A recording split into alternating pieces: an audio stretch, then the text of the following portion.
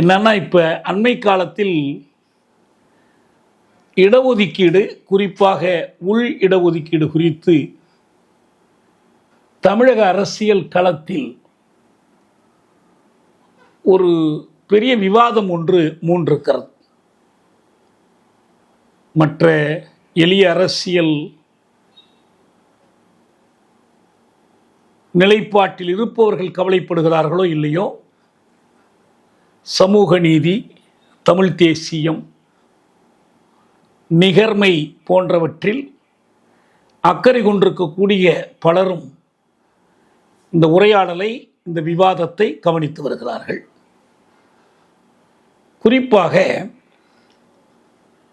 இந்த ஆண்டு ஆகஸ்ட் முதல் நாள் இந்திய உச்சநீதிமன்றம் வழங்கிய ஒரு தீர்ப்பு,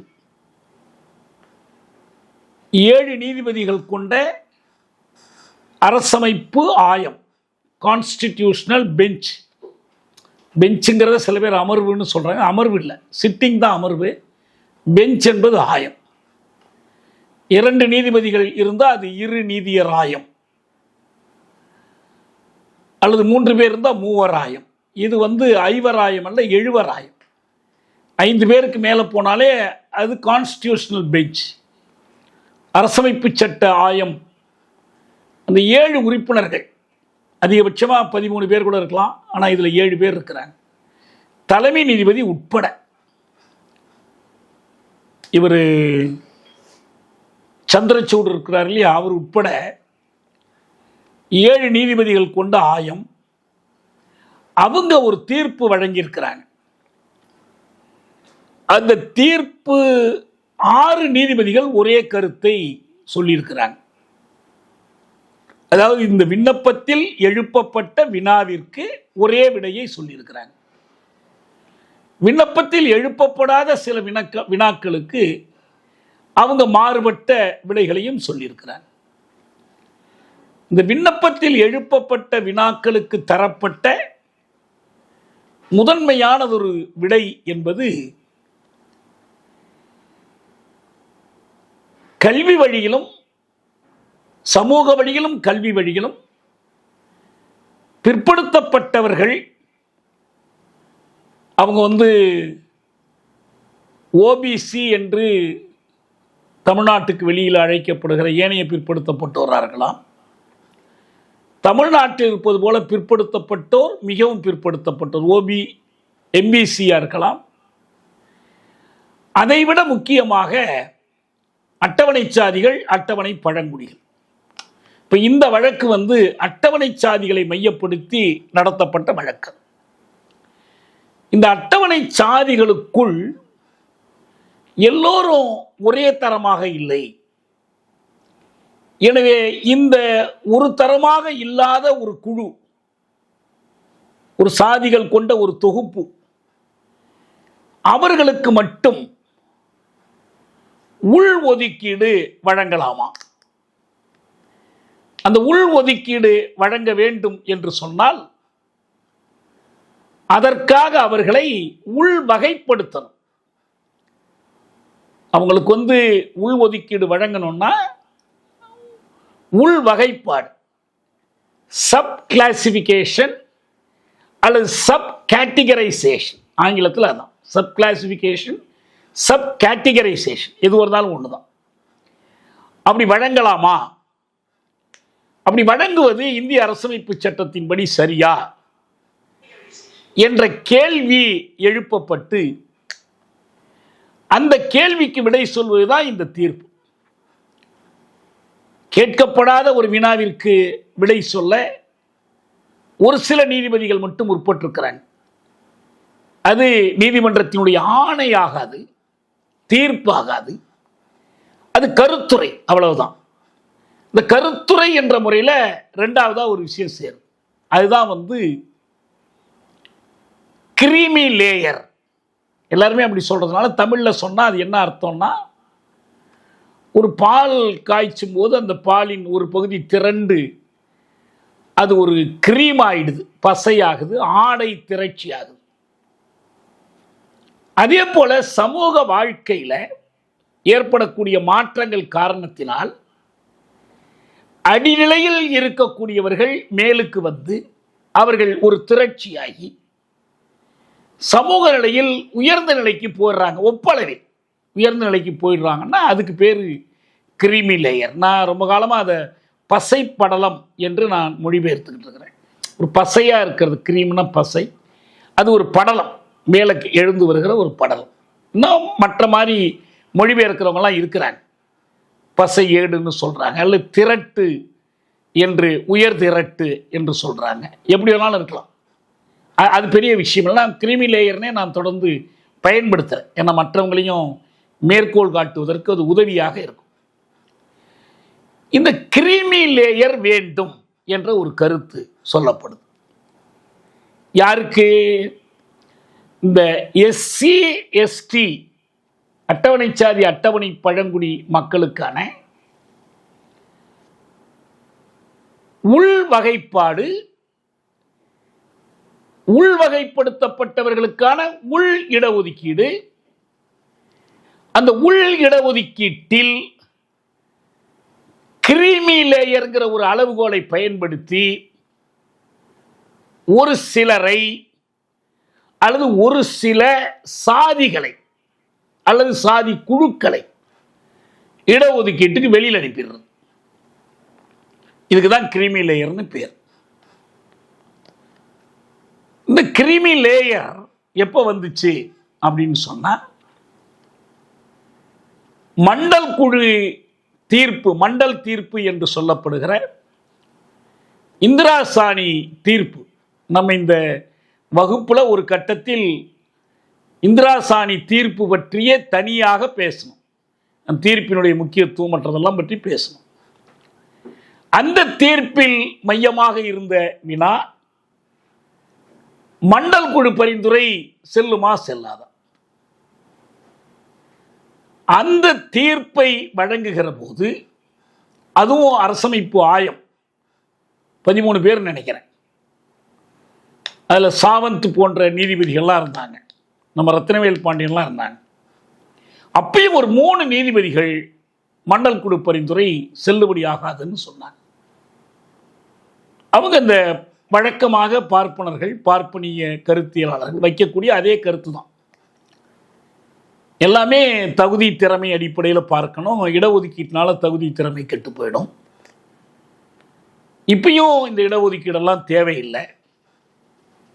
அப்படி கொடுக்கறதா இருந்தா யார் ஏழைபாழன்னு பார்த்து கொடுக்கலாம் அப்படிங்கிற மாதிரி ஒரு கருத்து ஒரு 3 பேர் அப்படி விலகி போனாங்க. ஆனால் பெரும்பாலான நீதிபதிகள் மண்டல் குழு பரிந்துரை செல்லுபடியாகும் என்று தீர்ப்பு கொடுத்தாங்க. அடுத்தது என்னன்னா, இந்த மண்டல் குழு பரிந்துரைக்கு பிறகு விஸ்வநாத் பிரதாப் சிங் இந்த மண்டல் குழு பரிந்துரையை செயலாக்குவேன் என்று அறிவித்ததற்கு பிறகு அவர் ஆட்சிக்கு வந்த காங்கிரஸ் தலைமை அமைச்சர் நரசிம்ம ராவ் அவர் என்ன பண்ணார்னா, இது ஒரு பக்கம் இருக்கட்டும்னு சொல்லிட்டு ஒரு ஆணை பிறப்பித்தார். அந்த ஆணை என்னன்னா, வசதி படைத்தவர்களுக்கு 10 விழுக்காடு. இப்போ எப்படி இடபிள்யூஎஸ் பாஜக அரசு கொண்டு வந்துச்சோ அதே தான். பொருளியலில் பின்தங்கியவர்களுக்கான 10 விழுக்காடு. அது கூட்டி கழித்து பார்த்தால் பார்ப்பனர்களுக்கான இடஒதுக்கீடு. என ஏழை பார்ப்பனர்களுக்கும் நீங்கள் ஏதாவது செய்ய வேண்டும் என்று அந்த நேரத்தில் மார்க்சிஸ்ட் கம்யூனிஸ்ட் கட்சி முக்கியமாக அந்த கோரிக்கையை சொன்னிச்சு. அதாவது அவங்க வர்க்க பார்வைன்னு கருதிக்கிட்டு சொன்னாங்க. நாடாளுமன்றத்திலும் அந்த வேண்டுகோள் வச்சாங்க. பீப்புள்ஸ் அந்த பத்திரிகை, அவங்க நடத்துகிற பத்திரிகையிலையும் அந்த கோரிக்கையை எழுதினாங்க. தலையங்கமாக பீப்புள்ஸ் டெமோக்ரஸி அதில் எழுதினாங்க. அது உச்ச நீதிமன்றம் செல்லாதுன்னு சொல்லிடுச்சு. ஏனென்றால் பொருளியலில் பின்தங்கியவர்கள், அதாவது ஏழைகள் என்றால் அவர்களுக்கு செய்ய வேண்டிய உதவிகள், சலுகைகள் வேற. ஆனா இடஒதுக்கீடு என்பது தெளிவா அரசமைப்பு சட்டத்தில் socially and educationally backward classes என்று சொல்லியாச்சு. இதை அவர்களுக்கு பொருத்த முடியாது. எனவே அது செல்லாது என்று தீர்ப்பு கொடுத்துட்டாங்க. மண்டல் குழு செல்லும், ஆனால் பொருளாதார அடிப்படையிலான 10 விழுக்காடு இடஒதுக்கீடு செல்லாது. அடுத்த ஒரு கேள்வி வருது. இந்த சமூக வழியிலும் கல்வி வழியிலும் பிற்படுத்தப்பட்டவர்களுக்கு கொடுக்கிற இந்த இடஒதுக்கீட்டை எல்லாருக்குமே செய்யணுமா, அவசியமா? ஒரு குடும்பத்தில் ஒருத்தர் முதல்ல IAS தேர்வு எழுதி கலெக்டர் ஆகிறார். அவர் இந்த இடஒதுக்கீட்டினுடைய பயனை பெறுகிறார். அவர் பிள்ளைக்கு எது கொடுக்கணும் என்ற கேள்வி எழுப்புறாங்க. ஒருத்தர் முதல்ல அந்த குடும்பத்தில் பட்டதாரியாகி மருத்துவர் ஆகிறார். அவர் பொண்ணை எதுக்கு இந்த சலுகை அடிப்படையில், இந்த இடஒதுக்கீடு அடிப்படையில் கொடுக்கணும்? இதுதான் கிரீமி லேயர். இது வெறும் சொத்து, பணம், வருமானம் மட்டுமில்லை, அவங்களுடைய உத்தியோகம், சமூக தகுநிலை, அவங்க வகிக்கக்கூடிய பதவி, இது எல்லாத்தையும் கணக்கில் எடுத்து இவ்வளவு வருமானம் இருந்துச்சுன்னா, அப்போ வருமானம்னு அவங்க சொன்னது ஆண்டுக்கு 8 லட்சம் ரூபாய். பின்னால் இப்போ EWSல வச்சாங்க பாருங்க, ஆண்டுக்கு 8 லட்சம் ரூபாய் ஏழைகளை கண்டறிவதற்கு. அந்த 8 லட்சம் தான். இந்த 8 லட்சத்துக்கு மேலே இருந்தால் அவங்களுக்கு இடஒதுக்கீடு கொடுக்க தேவையில்லை. அது எங்கே போயிடும்? அப்புறம் அந்த அந்த அந்த இடங்கள் பொது பிரிவுக்கு போயிடும், ஜெனரல் கேட்டகரிக்கு போயிடும். இது இவங்களுக்கு கிடைக்காதது.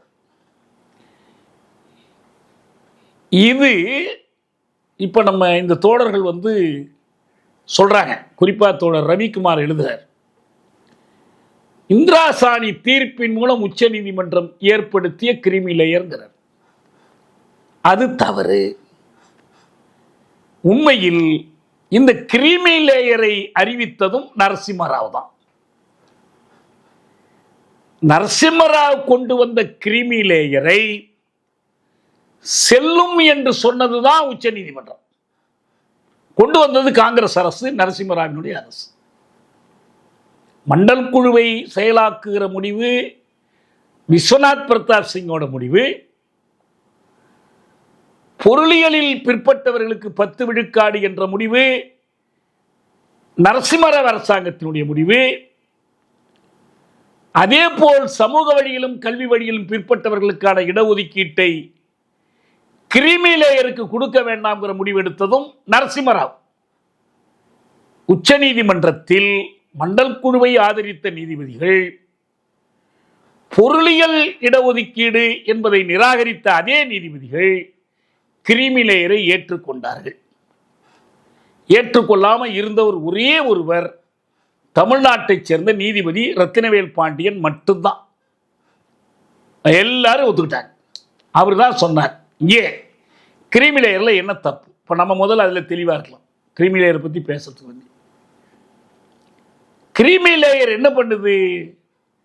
பொருளியல் தகுநிலை, சமூக தகுநிலை, இவற்றின் அடிப்படையில் இடஒதுக்கீட்டின் பயன் பெற்றவர்களில் ஒரு பிரிவினரை இடஒதுக்கீட்டிலிருந்து நீக்கி விடுகிறார். ஏன்? இந்த இடஒதுக்கீடு என்பது அதற்கு அடிப்படை காரணமாகிய பிற்பட்ட நிலை என்பது வரலாற்று வழியில் வருவது. நாங்க ஒரு 30 வருஷத்துக்கு முன்னால எங்க சமுதாயம் எல்லா வசதியோடும் இருந்துச்சு. படிக்கிறதுக்கும் இது பண்றதுக்கும் உயர்ந்த இடத்துல இருந்தோம். ஆனால் இப்போது அந்த இடத்தில் இல்லை அப்படின்னு எந்த ஜாதியாவது இருக்கா? 30 வருஷத்துல சரிஞ்சிட்டோம், 50 வருஷத்துல சரிஞ்சிட்டோம், 100 வருஷத்துல அப்படிலாம் இல்லை. பிற்பட்ட நிலை என்பது 1000 ஆண்டுக்கான பிற்பட்ட நிலை. ஒரே ஒரு தலைமுறை இடஒதுக்கீடு பெற்றவுடனே அந்த பிற்பட்ட நிலை முன்னேறிய நிலையாக எப்படி மாறும்? முன்னேறிய நிலையா மாறினா இன்னும் பல தலைமுறைகள் வரட்டும், அடுத்தடுத்த படிப்புக்கு அவன் போட்டும். பணம் வேணும்னா நீங்கள் மருத்துவ படிப்பு படிக்கிறீங்க, IITயில் படிக்கிறீங்க, பொறியியல் படிக்கிறீங்க, இதுக்கெல்லாம் பணம் உள்ளவன் தானே படிக்க முடியும். பணம் இல்லாதவனுக்கு இடஒதுக்கீடு கொடுத்தாலும் அந்த இடம் காலியாக போயிடும். இந்த காலியாக உள்ள இடத்த நீங்கள் என்ன பண்ணுவீங்க? எடுத்து முன்னேறிய சாதிகளுக்கு பொது பிரிவில் கொடுத்துருவீங்க. அப்ப என்ன தேவைப்படுது? கிரீமி லேயர் என்பது இடஒதுக்கீட்டிலிருந்து ஒரு தலைமுறையோட க்ளோஸ் பண்ணிடுறது, அடுத்த தலைமுறைக்கு இடஒதுக்கீடு கிடையாதுன்னு பண்றது. அது கூடாது. நான் அடிக்கடி சொல்றது உண்டு, பண்ணையார் மூப்பனார் வீட்டு பிள்ளையாக இருந்தாலும் பாம்பு பிடிக்கும் மூப்பனாருடைய பிள்ளையாக இருந்தாலும் ஐஐடியில் இடம் கிடைக்க மாட்டேங்குது. அதுக்கான படிப்பு, அதுக்கான பின்னணி, அதுக்கான தகுதி கிடைக்கல. ஆனா இது பண்ணையார் வீட்டு பிள்ளைக்கு கிடைக்கும் போது அவர் கட்டணம் செலுத்துற அளவுக்கு இருப்பார், நகரத்தில் தங்கி படிக்கிற அளவுக்கு இருப்பார், நுழைவுத் தேர்வுக்கு கோச்சிங் சென்டர் போற அளவுக்கு இருப்பார். ஆனா பாம்பு பிடிக்கிற பிள்ளைக்கு அது இருக்காது. அப்ப அவருக்கு என்ன தேவைப்படுதுன்னா இந்த இடஒதுக்கீடு தேவைப்படுது, ரெண்டு பேருக்குமே தேவைப்படுது. எனவே கிரீமி லேயர் கூடாது, இதுதான் நம்ம நிலைப்பாடு. இந்த கிரீமி லேயரை வைத்து இப்போதும் கூட பலரை இடஒதுக்கீடு கிடைத்தும் அதை அனுபவிக்க விடாமல் தடுத்து கொண்டிருக்கிறார்கள். இடஒதுக்கீட்டில் அவர் தோழர் திருமா சொல்ற மாதிரி இது ஒரு உள்குத்து, ஒரு சபட்டேஜ். இடஒதுக்கீட்டை கொடுப்பது போல் கொடுத்து பறித்து கொள்ளுகிற ஒரு முயற்சி. இது இதுவரைக்கும் இருந்தது ஏனைய பிற்படுத்தப்பட்டோருக்கு அல்லது பிசி எம்பிசிக்காக இருந்துச்சு. யாருமே எஸ்சி எஸ்டிக்கு இதை பொறுத்தவே இல்லை. ஏன்? எஃப்சி, பிசி, எம்பிசி அல்லது ஓபிசி இவர்கள் எல்லோரிடமிருந்தும் எஸ்சி எப்படி வேறுபடுது? எப்படி வேறுபடுதுன்னா அவங்க யாருக்கும் தீண்டாமை கிடையாது, இவங்களுக்கு தீண்டாமை உண்டு. இதான் பொதுத்தன்மை. அட்டவணை சாதிகள் என்று சொல்லப்படுகிறவர்கள் அவர்களைப் போலவே பிற்படுத்தப்பட்டவர்களும் ஒடுக்குண்டவர்களாக இருந்தாலும், உரிமை மறுக்கப்பட்டவர்களாக இருந்தாலும், வாய்ப்பு மறுக்கப்பட்டவர்களாக இருந்தாலும், தீண்டாமை என்பது இந்த அட்டவணை சாதி மக்களுக்கு மட்டுமே உரியது. அந்த அடிப்படையில் தான் அவர்கள் அட்டவணையில் சேர்க்கப்பட்டிருக்காங்க. இதை விடவும் பின்னால ரொம்ப மோசமா ஒதுக்கப்பட்டு நிற்கிறவங்க அட்டவணை பழங்குடிகள். அவங்க என்ன இன்னொரு காரணம், இவங்களோட ஒப்பிட்டு அவங்க ரொம்பவும் சிறு எண்ணிக்கை, ரொம்ப சிறுபான்மை. ஊருக்கு 1-2 குடும்பம், 3-4 குடும்பம் அப்படி இருக்கும்.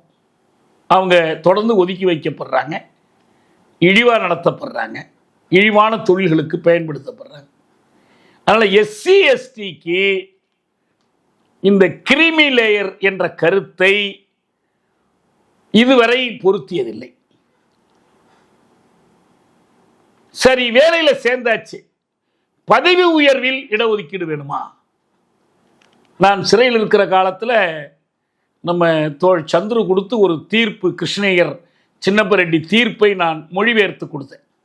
தாழ்த்தப்பட்ட சாதிகளுக்கும் பழங்குடிகளுக்குமான இடஒதுக்கீடுன்னு தலைப்பு அந்த தீர்ப்பு. ஒரு விரிவான ஒரு தீர்ப்பு. அதில் முக்கியமாக இந்த விஷயம் விவாதிக்கிறாங்க. பதவி உயர்விலும் இடஒதுக்கீடா? அடுத்த கேள்வி, ஒரு ஆண்டில் நிரப்பப்படாத இடங்களை சேர்த்து வைத்து அடுத்த ஆண்டில் நிரப்புவது, அதுக்கான விதி, அதுக்கு பேர் ஒத்தி சேர்ப்பு விதின்னு பேர், கேரி ஃபார்வர்ட் ரூல். இதெல்லாம் செல்லாதுன்னு அன்னைக்கு ஒரு வழக்கு போட்டாங்க. இல்லை, இது செல்லும் என்று கிருஷ்ணய்யரும் சின்னப்பரெட்டியும் ஒரு விரிவான தீர்ப்பு கொடுத்தாங்க. இடஒதுக்கீட்டுக்கான வரலாற்று நியாயம், பொருளியல் நியாயம், அரசியல் நியாயம், புள்ளிவரம் சார்ந்த நியாயம் எல்லாவற்றையும் அதில் பட்டியலிட்டு கொடுத்துருந்தாங்க. இப்போ அது போலத்தான் இந்த இவங்களுக்கு. ஆனால் 2018 நீதிமன்றத்தில் ஒரு வழக்கில் என்ன பண்ணாங்கன்னா, எல்லாம் சரிப்பா, இந்த பதவி உயர்வு கொடுக்கும் போதாவது கிரீமி லேயரை நீக்கலாமே என்றாங்க. ஆனால் அது சட்டமாகல, முழுமையான ஒரு நடைமுறைக்கு வரல. இந்த தீர்ப்பிலும் கிரீமி லேயர் வேண்டுமா வேண்டாமா என்ற கேள்வி எழுப்பப்படவில்லை. ஆனால் நீதிபதிகள் தாமாகவே அதை பற்றி கருத்து சொல்றாங்க.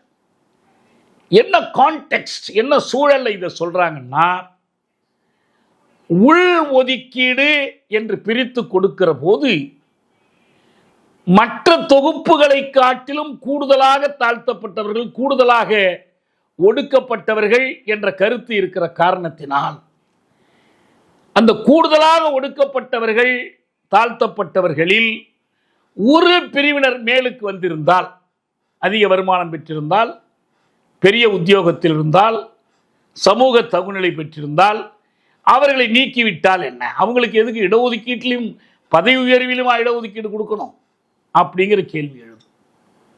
இதை காற்றோடு கத்தி சண்டை போடுவது போல அருவமாக பேசிக் கொண்டிருப்பதற்கு பதில் தெளிவான தரவுகள் அடிப்படையில் பேசினால் என்ன புரியும்னா, நீங்க கடந்த காலத்தில் நான் பல முறை பார்த்திருக்கிறேன். காங்கிரஸ் ஆட்சி காலத்தில் சிதம்பரம் ஒவ்வொரு தேர்தலின் போதும் உறுதி கொடுப்பார்.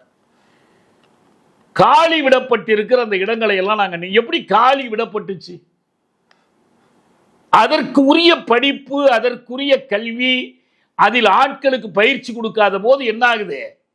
குறிப்பா ஏ வகுப்பு, பி வகுப்பு முதல் பிரிவுகளை சேர்ந்தவர்களுக்கு இடம் நிரப்பப்படாமல் போகுது. அப்ப என்ன அர்த்தம்? கிரிமி லேயர் வந்துச்சுன்னா இன்னும் பல இடம் நிரப்பப்படாமல் போகும். அது இடஒதுக்கீட்டை விட்டு நீக்கப்பட்டு. அதனால பொது நியாயம் என்னன்னா, கிரிமி லேயர் கூடாது, கூடவே கூடாது. இந்த கருத்தை தோழர் திருமாவளவன் தெளிவாக வலியுறுத்தி இருக்கிறார். ஆனா இது தீர்ப்பு இல்லை, அது அவரும் சொல்றார். இது வெறும் அப்சர்வேஷன். ஆனா இதுல இருக்கிற ஆபத்து என்ன? நான் ஏற்கனவே இந்த தாடி மடல்ல ஒரு 4-5 நாள் முன்னால் நான் எழுதியிருந்தேன். திரைகளின் மறைவில் இந்த இடஒதுக்கீட்டுக்கு எப்படி வேட்டு வைக்கிறாங்கிறத பற்றி நான் எழுதியிருந்தேன். பேராசிரியர் மருதமுத்து எழுதினதையும் நான் பகிர்ந்திருந்தேன். ஒரு பக்கம் இந்த உள்ஒதுக்கீட்டை பற்றி பேசுகிறாங்க, இன்னொரு பக்கம் இந்த கிரிமி லேயரை அதுக்குள்ளே கொண்டு வந்து நுழைக்கிறாங்க. தீர்ப்பாக நுழைக்கல, ஆனால் ஒரு கருத்து உருவாக்கம். இது வரைக்கும் இதை பற்றி யாரும் பேசாமல் இருந்தாங்க. இப்போ இதை உச்சநீதிமன்ற நீதிபதிகள் சொல்ல ஆரம்பிச்சிருக்கிறாங்க. இந்த கருத்தை பரப்புவதற்கு அது உதவியா இருக்கு. கிரிமி லேயர் என்பது பார்ப்பனர்களுடைய கருத்து, பார்ப்பனிய சிந்தனை, சமூக நீதி எதிர்ப்பாளர்கள், இடஒதுக்கீடு மறுப்பாளர்களுடைய கருத்தோட்டம். அது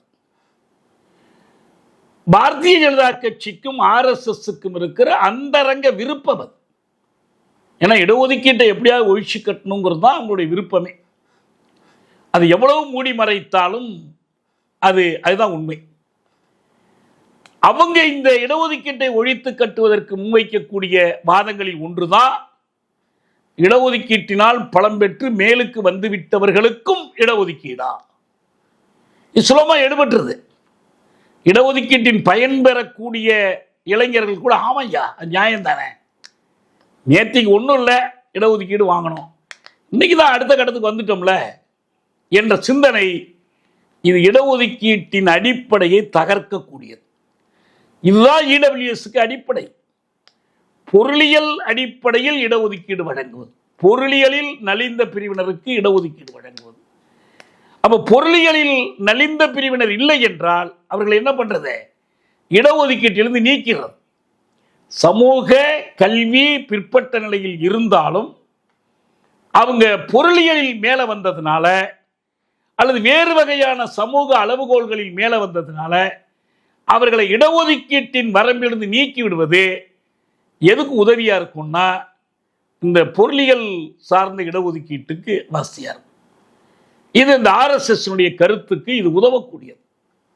இந்திய அரசமைப்பு சட்டத்தை நாங்கள் என்ன பண்ணிட்டோம், ஒன்றும் செய்யலையே என்று சொல்லும் போதெல்லாம் நம்ம சொன்னோம், அரசமைப்பு சட்டத்தில் இடஒதுக்கீட்டை ஒழிக்கக்கூடிய 104வது திருத்தத்தை கொண்டுட்டு வந்து கல்வி, சமூக கல்வி பிற்பட்ட நிலைக்கு பதிலாக ஒரு புதிய வார்த்தை, எக்கனாமிக்கலி வீக்கர் செக்ஷன்ஸ், பொருளியலில் நலிந்த பிரிவினர், போனபி என்று ஒரு பிரிவை கொண்டுட்டு வந்து நீங்க இடஒதுக்கீட்டின் அடிப்படையை தகர்த்துட்டீங்க என்று நாம் சொல்றோம். இன்னும் சொல்ல போனால் 50 விழுக்காட்டுக்கு மேல் போகக்கூடாது என்ற உச்சநீதிமன்ற தடையையும் மீறி நீங்கள் 10 விழுக்காட்டை சேர்த்து அதையும் நிறைவேற்றிக் கொள்கிறீர்கள். அதுக்கு சட்டத்தை திருத்திட்டாங்க, கான்ஸ்டிடியூஷனே திருத்திட்டாங்க. எனவே இந்த கிரிமி லேயரை எதிர்ப்பது சரியானது. கிரிமி லேயருக்கு புது புது சமாதானங்கள் சொல்லப்படும். இந்த தீர்ப்புல கூட ஒரு நீதிபதி சொல்லும் போது, நான் ஓபிசியினுடைய கிரிமி லேயரை பற்றி சொல்ல, அது வருமான அடிப்படையில் சொத்து அடிப்படையெல்லாம் பார்க்கப்படுது. நம்ம இங்க சமூக தகுநிலை எந்த அடிப்படையில் பார்த்தாலும் சரி, இடஒதுக்கீடு நீடித்து நிலைக்க வேண்டும். இடஒதுக்கீடு காலங்காலமாக ஏற்பட்டிருக்கிற ஒடுக்குமுறைக்கு எதிரான ஒரு நடவடிக்கை என்று சொன்னால், ஒடுக்குமுறை நீடிக்கிற வரைக்கும், தீண்டாமை நீடிக்கிற வரைக்கும், பாகுபாடுகள் நீடிக்கிற வரைக்கும் இடஒதுக்கீடு முழுமையாக வேண்டும். கிரீமி லேயரை நீக்காமல் வேண்டும். கிரீமி லேயர்னு ஒரு கருத்தே இல்லை. இந்த முறை என்னன்னா, இந்த தீர்ப்பு வந்ததற்கு பிறகு இந்திய அரசாங்க தரப்புல பாஜக அமைச்சர் ஒருவர் கருத்து சொல்றாரு, நாங்க கிரீமி லேயரை ஒத்துக்கல. எதுக்கு? எஸ்சி எஸ்டிக்கு ஒத்துக்கல. ஏன்னா அவங்க கட்சியிலையும் அந்த ஆட்கள் இருக்கிறாங்க, இந்த கருத்துடையவர்கள் இருக்கிறாங்க. அல்லது இவ்வளவு சீக்கிரம் இதை கொண்டு வந்து அம்பலமாக வேண்டாம்னு நினைப்பாங்க, காத்திருக்கலாம், வெயிட் அண்ட் சீல இருப்பாங்க. ஏன்னா இது உடனே ஒன்றும் நடைமுறைக்கு வரப்போறதில்லை. நடைமுறைக்கு வரதா இருந்தால் வேற செய்தி, வெறும் கருத்து கூறல் தான், இதில் ஒன்றும் தீர்ப்பெல்லாம் இல்லை. அதனால அவங்க அப்படி சொல்லியிருக்கிறாங்க. எனவே இந்த எதிர்ப்பில் நமக்கு இவங்க விடுதலை சிறுத்தைகள் கட்சி சொல்லக்கூடிய கருத்தோடு ஒன்றும் முரண்பாடு கிடையாது.